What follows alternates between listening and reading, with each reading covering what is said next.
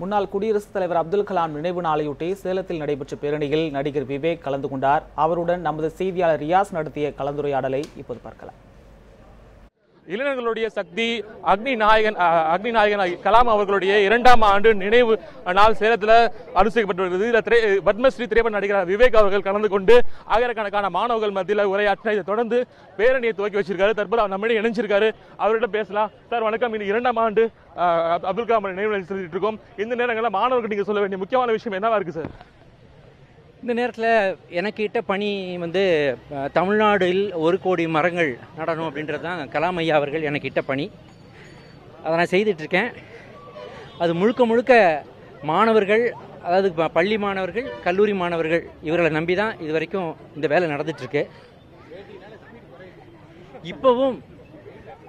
இப்போவும் இங்கே சேலம் மாநகரில் நாஸ்ட்ரடாம் பள்ளி சார்பாக நடத்தப்படுகிற இந்த பேரணியில் நான் கலந்துக்கிறேன். இங்கே கிட்டத்தட்ட ஒரு 5000 மாணவர்கள் எனக்கு பின்னாடி நடந்து வந்துட்டு இருக்காங்க, வெயிலையும் பொருட்படுத்தாமல். இந்த வெயிலுக்கு காரணமே மழை இல்லாதது, அந்த மழை இல்லாததுக்கு காரணமே மரங்கள் இல்லாதது என்பதை அவர்களுக்கு இப்போ என்னுடைய பேச்சில் நான் புரிய வைத்தேன். பேச்சில் புரிகிறத விட இந்த வெயிலில் நடந்து போகும்போது நிச்சயமாக அவங்களுக்கு புரியும். இந்த வெயிலின் தாக்கத்திற்கு காரணம் மழை இல்லாததும், அதனால் மரங்கள் இல்லாததும், அதனால் மழை இல்லாததும் என்று. ஸோ அதைத்தான் இந்த மாணவர்கள் புரிந்து கொள்வார்கள்.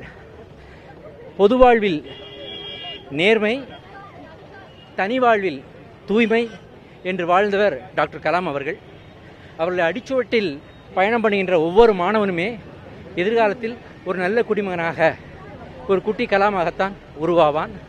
அந்த விதத்தில் இன்றைக்கி தமிழ்நாடு முழுவதும் மாணவர்கள் மத்தியிலே ஒரு பெரிய அலை வீசுகிறது. அதுதான் பசுமை அலை.